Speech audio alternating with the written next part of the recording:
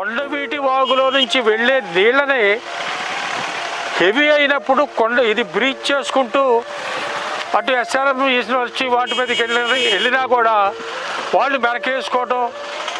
అక్కడ నీళ్ళు సరిగా వెళ్లకుండా వాళ్ళకు సేఫ్టీగా వాళ్ళు చూసుకోవటం,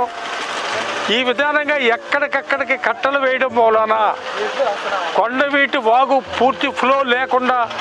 ఉండడం కారణంగా ఈ వాటర్ అంతా కూడా డైవర్ట్ అయ్యి అటు గుంటూరు ఛానల్ వైపు వెళ్ళి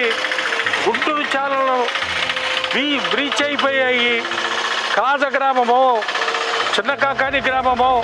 అట్లాగే పొన్నూరు కాన్స్టిట్యున్సీలో ఉన్న నిడమర్రు గ్రామం, ఆ గ్రామాలన్నీ కూడా రమారమి 70,000 ఎకరం నీట మురిగింది. ఇవాటికి కూడా మన ఇప్పుడు ప్రస్తుతం ఉన్న ఈ ప్రభుత్వం ఈ వాటర్ డైవర్షన్ సిస్టాన్ని